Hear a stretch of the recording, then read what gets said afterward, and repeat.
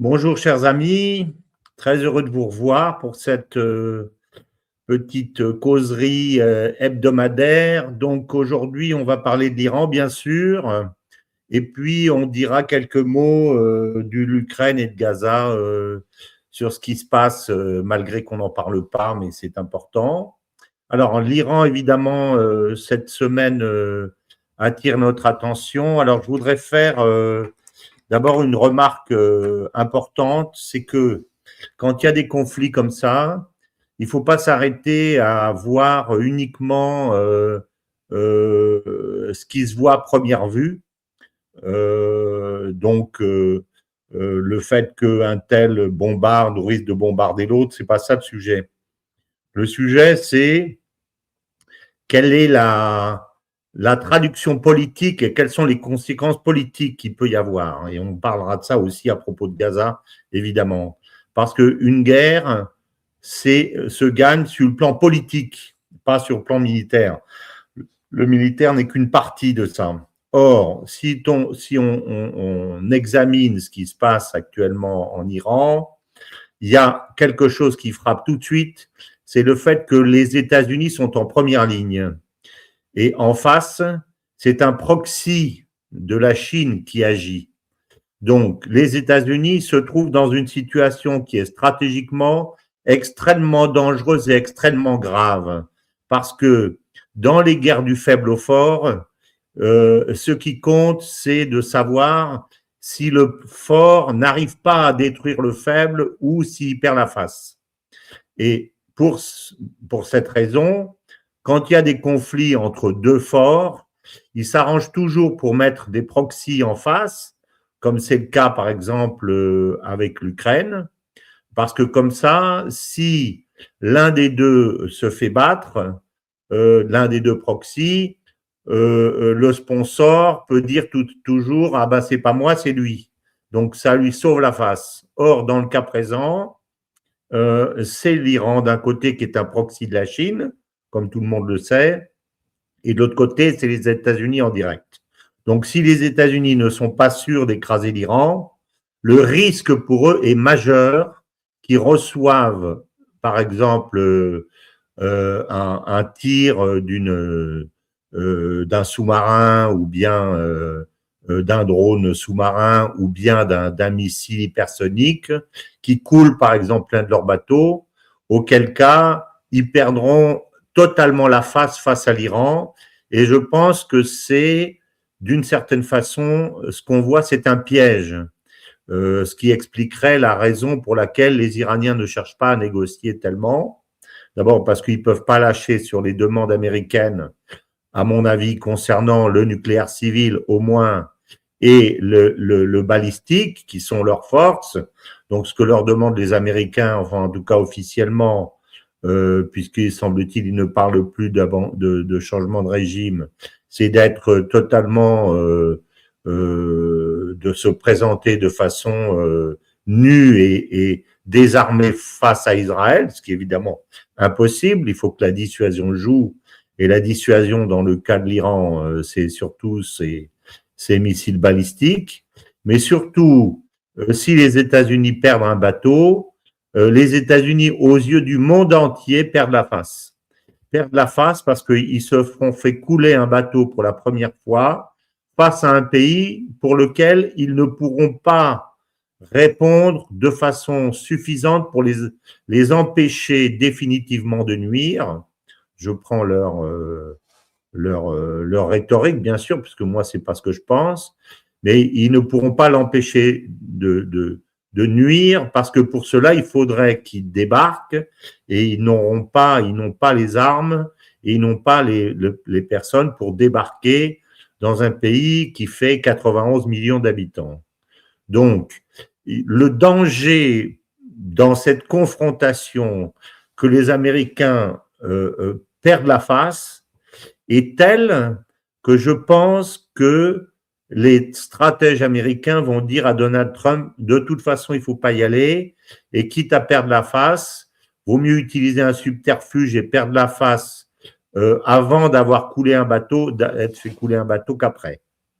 Donc, moi, mon analyse, c'est que les Américains ne vont pas y aller, Et en tout cas, s'ils vont, je pense d'une part qu'ils vont tomber dans un piège qui a été tendu par les Chinois, évidemment, et d'autre part, je pense qu'ils prennent un risque absolu. Donc, je pense qu'ils n'iront pas, même si je comprends bien leur motivation, l'une de leurs motivations étant d'essayer de se présenter en première ligne pour empêcher qu'Israël y aille, et certaines conversations que je peux avoir avec des gens assez bien informés me laissent à penser que l'une de leurs stratégies cachées, c'est de faire en sorte de dégager Netanyahou au mois de juin ou au moment des élections qu'il y aura en Israël. Deux des raisons qui, à mon avis, trois des raisons, je dirais, qui jouent dans ce sens, étant l'une, que Israël n'a rien obtenu de tout ce qu'il a essayé de faire jusqu'à présent, ni à Gaza où c'est l'Ukraine, où c'est où c'est le Hamas qui a repris le contrôle pour la partie qui maîtrise, ni évidemment en Syrie où ils n'ont pas réussi à obtenir la destruction du pays, ni avec les Houthis qui sont toujours en vie, ni avec le Hezbollah qui se reconstruit aujourd'hui dans le sud Liban, ni nulle part. Donc en fait, Israël n'a pas eu gain de cause dans aucune de ces guerres, ni évidemment dans la guerre des 12 jours, où c'est eux qui ont fini par demander la trêve et non pas les Iraniens, comme on sait. Donc, je pense que Netanyahou, aux yeux des observateurs suffisamment informés et suffisamment cohérent, a raté son affaire. Il a obtenu ce que Israël pouvait obtenir de pire, c'est-à-dire la destruction de ce que j'appelle son crédit victimaire, qui était véritablement sur son trésor sur lequel il a pu s'appuyer pour se montrer qu'il était une victime tout au long de son histoire jusqu'à présent. Et Netanyahou, en quelques années de guerre, a détruit totalement ce crédit victimaire à tel point que 35% des Juifs américains de New York ont voté pour Mamdani, qui lui-même est un pro-palestinien assumé, puisque quand il était étudiant, dès qu'il était étudiant, il a cofondé une antenne d'une association pro-palestinienne dans son université.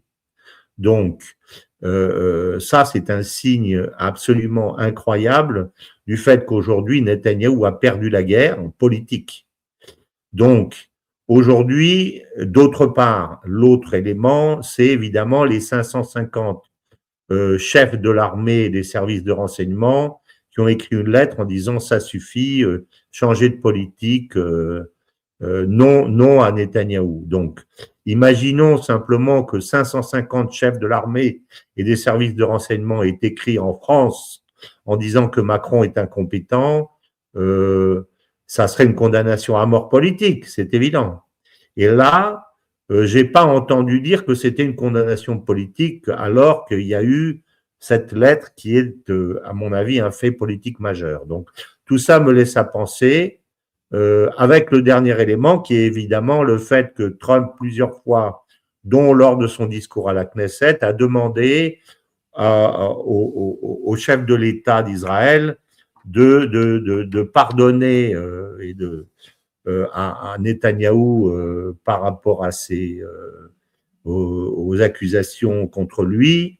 Et ça, si c'est dit, c'est pas parce que c'est un copain, mais c'est parce que ça ouvre la voie, évidemment, à la possibilité de son départ. Donc, moi, je serais Netanyahou, je considérerais que si on veut me gracier, c'est un cadeau empoisonné, évidemment.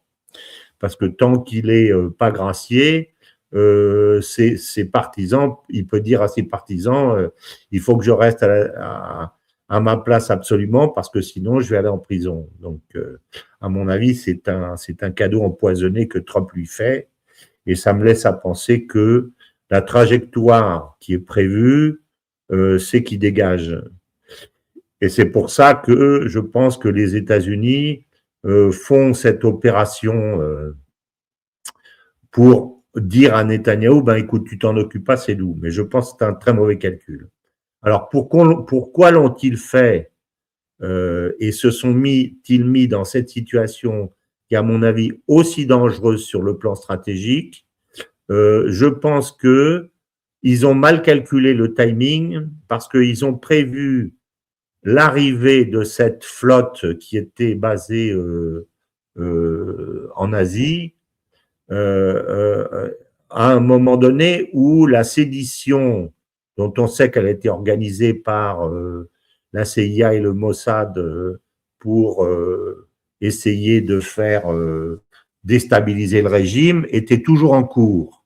Et en fait, ça s'est arrêté, je pense, plus vite que ce qu'ils avaient prévu, parce que ce qu'ils avaient prévu, c'était un scénario où il y aurait eu la sédition en cours avec des centaines de gens qui manifestent contre le régime, sans nous dire évidemment qu'il y a des milliers de gens qui manifestaient pour le régime, dont personne ne nous en a parlé. Ne nous a parlé confère la vidéo qui a été faite par mon ami Alain Corvez à ce sujet, qui explique tout ça parce que lui-même était en Iran pendant cette période. Donc, il y a eu donc cette sédition organisée, dont on sait comment elle était faite, avec des snipers comme à Maïdan qui ont tiré sur la police d'un côté et qui ont tiré sur la foule de façon à ce que la foule et la police se battent. Voilà. Et donc, ceci a été arrêté avec l'aide des Russes parce qu'ils ont réussi à couper d'une part les réseaux Starlink qui permettaient à ces tireurs de communiquer avec Israël et avec la CIA pour savoir où étaient les corps de police pour pouvoir aller leur tirer dessus. Ça leur a permis de les repérer et puis sans doute d'aller faire une bonne chasse aux sorcières pour les attraper. Donc ça s'est arrêté plus vite que prévu.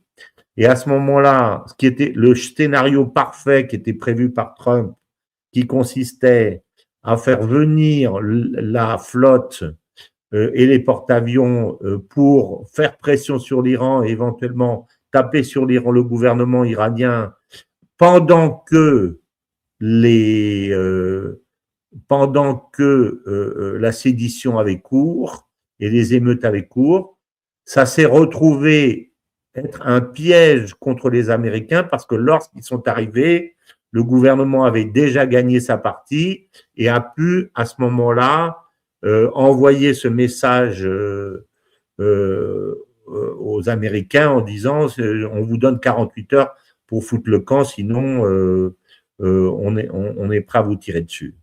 Et ça, je pense que c'est fait évidemment tout à fait en accord avec les Chinois. Ça me semble être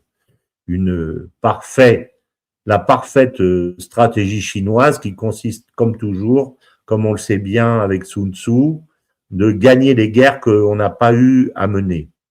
Donc là, si effectivement ça se termine en affrontement, que les Américains tirent, parce que je pense que les Iraniens ne tireront pas en premier, tirent et que les Iraniens en retour coulent un bateau américain, les Chinois se frotteront les mains et parce que les États-Unis auront perdu la face. Donc, on va voir ce qui va se passer.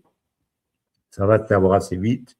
Mais je pense que ça sera beaucoup plus difficile de sortir du piège pour les Américains, qui pour l'instant ont envoyé leur armada derrière la Dramaou, c'est-à-dire la Dramaou, c'est la montagne qui sépare le sultanat d'Oman d'un côté et le Yémen de l'autre, donc ils sont à bonne distance pour éviter qu'on tire dessus. Mais du coup, ils ne peuvent pas intervenir véritablement en envoyant des tomahawks, etc. Donc, on est dans une période d'observation, mais pour que les Américains s'en aillent, il faut qu'ils trouvent un prétexte qui tienne la route et je leur souhaite bonne chance pour trouver le prétexte. En tout cas, moi, je pense qu'ils sont piégés, que c'est eux qui sont piégés beaucoup plus que l'Iran. Voilà mon analyse de la situation. On va suivre les choses, mais n'écoutez pas trop les analystes qui vous disent ça y est, l'Iran va tomber, l'Amérique va taper dessus, etc. C'est beaucoup plus compliqué que ça. Et l'Iran a des capacités de rétorsion qui sont beaucoup plus grosses que ce qui s'est passé au Venezuela, où on sait avec une presque certitude que en fait Maduro a été vendu par l'armée et par le gouvernement local parce que il déplaisait aussi bien aux chavistes qu'aux Chinois ou aux Russes d'ailleurs. Voilà. Et la réponse qui permet de montrer ça, c'était la réponse de Poutine qui a dit mais on peut pas défendre des gens qui eux-mêmes ne veulent pas se défendre. Donc c'était une phrase qui voulait tout dire. Alors que là, on a affaire à un gouvernement qui veut se défendre, à une population qui veut se défendre véritablement. On a essayé de nous cacher ça avec cette histoire de sédition et encore plus avec les 30 000 morts. Alors bon, on nous parle de 30 000 morts en 48 heures. Je comprends pas très bien comment on peut avoir 30 000 morts en 48 heures alors qu'il y aurait 60 000 morts ou 65 000 morts à Gaza en 3 ans avec 90 000 tonnes de bombes qui ont été lancées d'un côté et simplement des tirs de l'armée ou de la police avec des kalachnikovs sur les manifestants. Donc il y a évidemment une opération médiatique qui est montée par les médias occidentaux, comme on a fait à Boutcha, comme on a fait avec la gare de Kramatorsk, comme on a fait à Timisoara à l'époque en Yougoslavie, comme on le fait habituellement. On essaye de faire en sorte que l'ennemi soit impossible à, comment dire, qu'on puisse pas lui parler, il faut le diaboliser à tout prix. La première règle, c'est de diaboliser, parce qu'après, ça permet de justifier n'importe quoi. Oui, le 7 octobre, alors qu'on sait qu'une bonne partie des civils qui ont été tués par l'armée israélienne et d'autre part que l'opération a été montée par le gouvernement israélien, il n'y a pas d'autre explication qui permette de justifier le fait que les hélicoptères aient mis 7 heures pour arriver alors qu'il leur faut 45 minutes pour venir depuis leur base, et que pendant toute la journée, les hélicoptères ne soient pas arrivés. Donc évidemment, c'est une opération montée par le gouvernement israélien pour avoir un prétexte ensuite pour régler le problème de Gaza définitivement. Mais on continue à parler aujourd'hui de l'horreur du 7 octobre, alors que personne dit l'horreur de la répression israélienne. Donc on sait très bien ce que c'est, tout ça. Ce sont évidemment des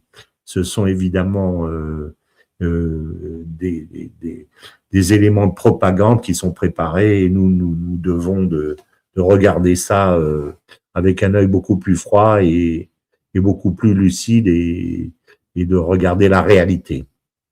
Donc voilà ce que je voulais dire aujourd'hui sur l'Iran. Donc on va attendre ce qui va se passer avec ce bras de fer. Mais moi je pense que les Américains sont très très très très embêtés. Et je ne sais pas comment ils vont sortir de là et on va voir. Donc l'autre point dont je voulais parler peut-être, c'était la question de l'Ukraine, évidemment. Bon, on n'entend pas parler de l'Ukraine actuellement, mais ça ne veut pas dire que les Russes sont pas en train de continuer à grignoter toute la partie qui les intéresse, étant entendu que je ne sais pas non plus encore exactement si ils ont décidé d'aller jusqu'à Odessa, ce qui me paraît possible et même probable, ou bien s'ils s'arrêteront avant, j'en sais rien. En tout cas, les événements récents, pour ceux qui ne les ont pas suivis, il y a eu 2 déclarations contradictoires du gouvernement ukrainien. Une première déclaration qui a été celle du ministre des Affaires étrangères d'Ukraine, qui a dit que Zelensky était prêt à aller à Moscou. Alors évidemment, quand on dit ça, tout le monde dit « Ah oui, mais ça y est, il veut négocier, il est prêt, etc. » En fait, il a dit qu'il y avait un certain nombre de points sensibles qui étaient à discuter en ce qui concerne les territoires qui sont déjà conquis par les Russes, comme s'ils pouvaient penser une seconde que c'était encore discutable et que les Russes étaient prêts à rendre les territoires qu'ils avaient déjà russifiés. Donc évidemment, c'est pas le cas. Et en fait, il y a déjà des négociations qui sont en cours à Abu Dhabi. Et évidemment, les Russes ont répondu en disant qu'il fallait attendre le résultat des négociations et que on irait, si M. Zelensky voulait aller à Moscou, il irait à Moscou une fois que l'accord est trouvé et pas avant que l'accord soit trouvé. Donc, Zelensky cherche à faire une belle photo pour montrer qu'il va à Moscou, mais en fait, il n'a aucune intention, il continue, qui est une stratégie médiatique avant d'être une stratégie politique. Et l'autre élément, c'est qu'il a dit en parallèle que s'il voulait que les Russes respectent l'Occident et soient prêts à discuter, il fallait tuer 50 000 Russes par mois. Voilà ce qu'il a dit. Donc, ce qui est totalement contradictoire avec le fait de vouloir faire la paix. Si on veut vouloir faire la paix et trouver un arrangement, on ne dit pas en même temps que on veut tuer 50 000 ennemis par mois. Donc, Zelensky, en fait du cinéma pour la presse, pour essayer de garder ses sponsors au chaud, pour essayer de continuer à leur prendre de l'argent.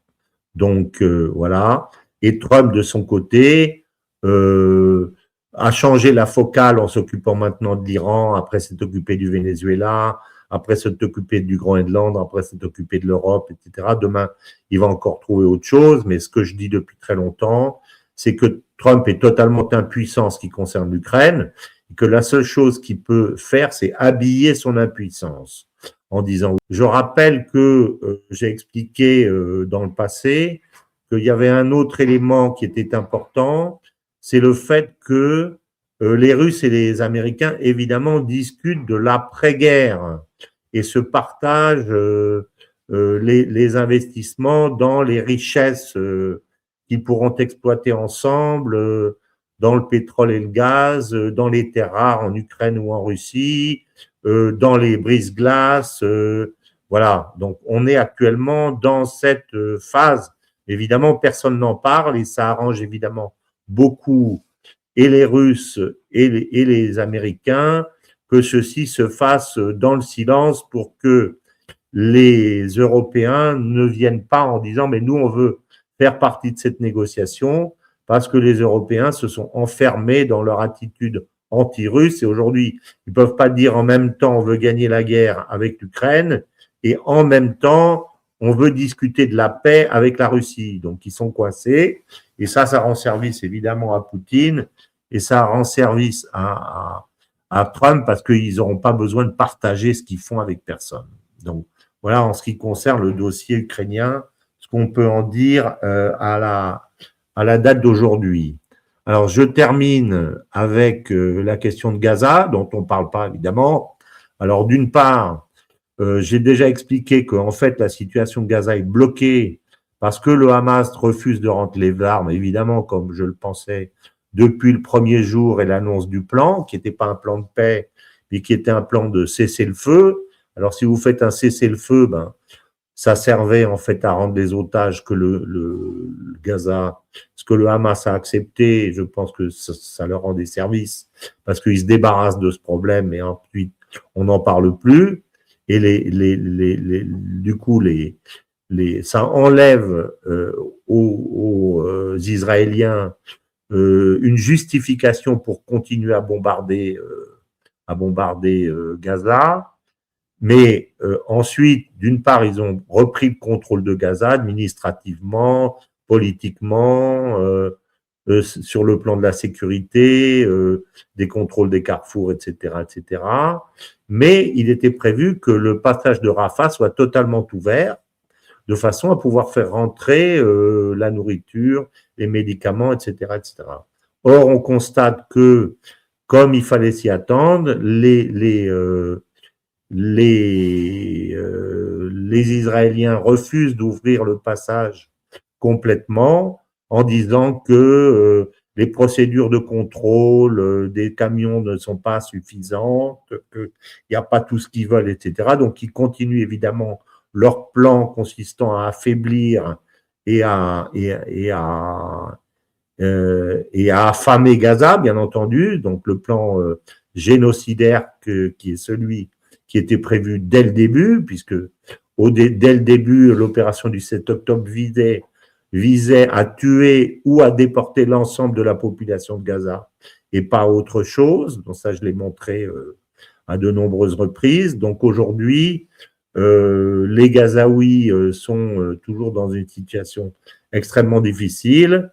Le cessez-le-feu n'est évidemment pas respecté et en plus, les Israéliens en profitent pour mettre la pression autant qu'ils le peuvent sur la Cisjordanie, confère l'attaque sur Hébron qu'ils ont faite il y a, je crois, la semaine dernière, mais j'ai pas de renseignements très précis sur ce qui se passe en Cisjordanie, personne n'en parle, mais c'est très grave.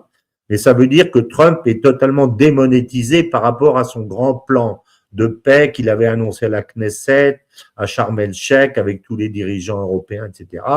Et c'est la raison pour laquelle, puisque là aussi, Trump est totalement impuissant, par sa faute, évidemment, parce qu'il n'a pas pris de problème comme il le faut, et il a créé donc cette espèce de conseil de la paix où il faut faire revenir tout le monde, soi-disant 60 pays qui verseraient $1 milliard, etc.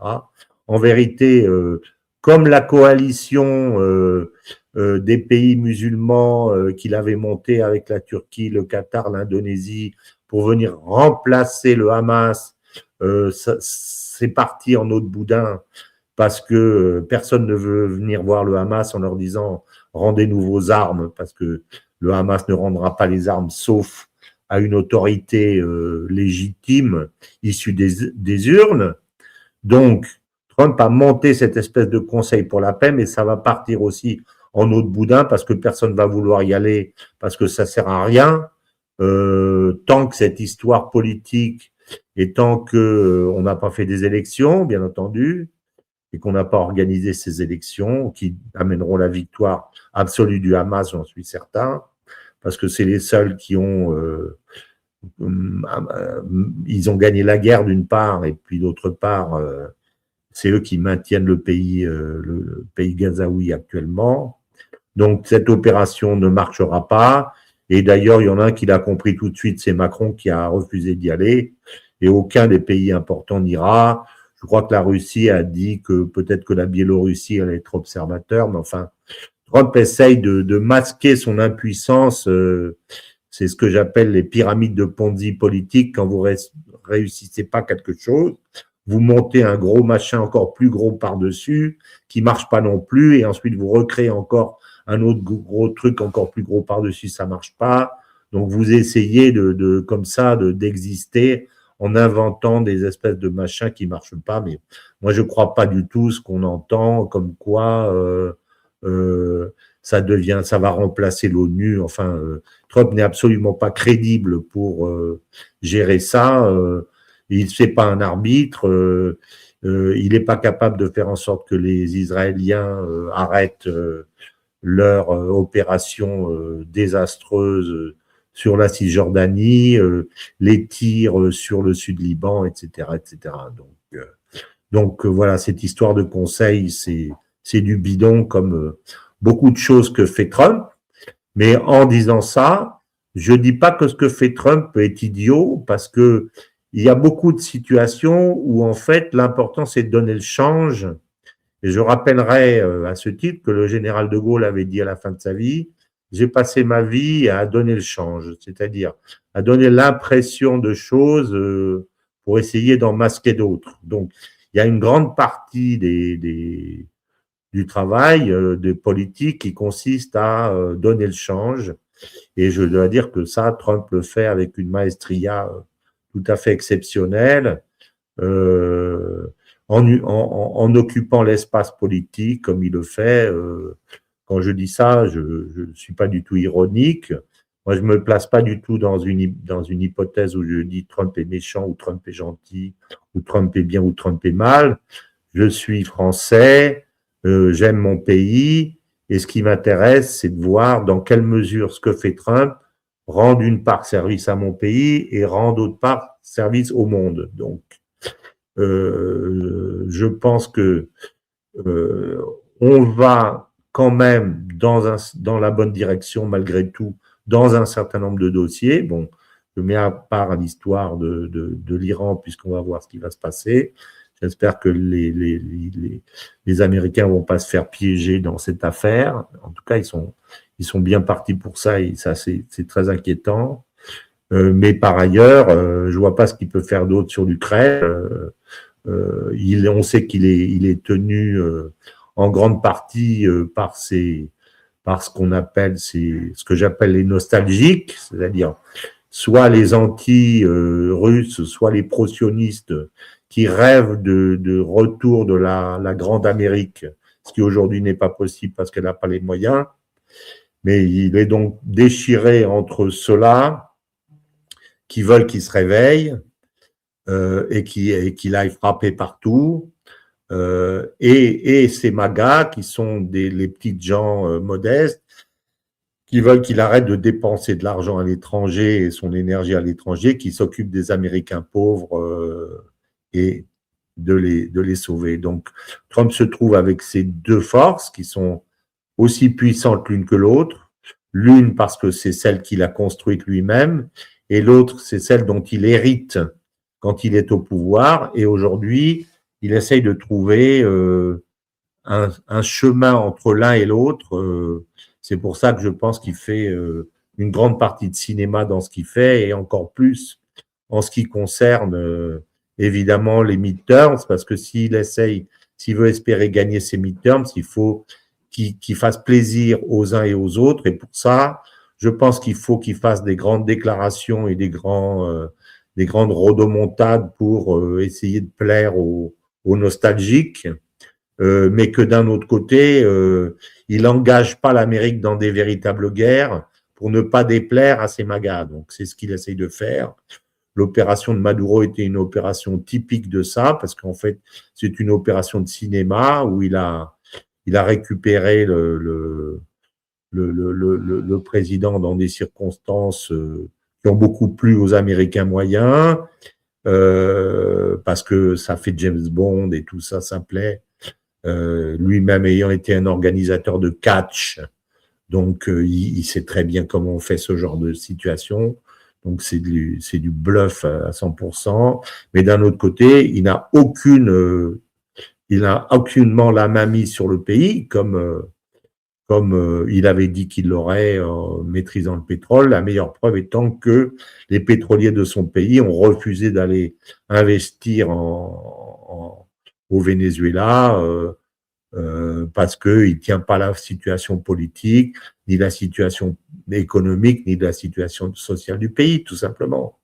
Donc c'était une opération de cinéma qui fait très bien pour la préparation des midterms, et qui en fait contente aussi bien les uns que les autres, les va-t-en-guerre parce qu'il donne l'impression qu'il a fait quelque chose, et les magas parce qu'en réalité il n'a rien fait du tout.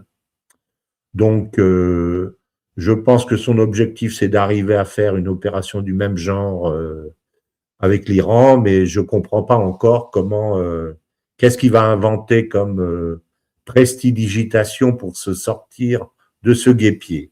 En tout cas, ce dont je suis sûr, et on va terminer avec ça, c'est que si jamais il bombarde effectivement l'Iran et autre chose que des entrepôts vides, comme il a déjà fait par le passé, si véritablement il tape sur l'Iran et qu'il se met en risque de se prendre un tir sur un de ses bateaux, je pense que ça sera de sa part une faute politique absolument énorme, aussi bien par rapport à la situation internationale, où il prouvera que c'est un tigre de papier, que vis-à-vis de sa politique interne, où il se fâchera peut-être définitivement avec son mouvement MAGA, à qui il a promis qu'il arrêterait les guerres, et en fait, non seulement il n'a pas réussi à arrêter les guerres en cours, ni celle de Gaza, ni celle d'Ukraine, un an après sa victoire, mais en plus, il en aura créé une autre. Donc ça, je pense que ça sera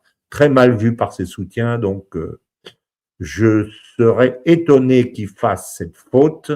Et si c'est cette faute, je pense qu'il le paiera très cher. Et moi, je ne souhaite pas qu'il le paye très cher, parce que s'il le paye très cher, Ça veut dire que l'Amérique sera impuissante pendant les 2 prochaines années. Donc, il ne se passera rien en ce qui concerne la résolution des conflits. Et après, le risque sera grand de voir venir les démocrates. Et si c'est les démocrates qui reviennent, ça sera 100 fois pire encore que ce que c'est aujourd'hui. Voilà mon avis sur la question. En tout cas, on va suivre les choses. Je vous remercie beaucoup de m'avoir écouté. Je vous souhaite une très bonne semaine et on se dit à la semaine prochaine. Au revoir.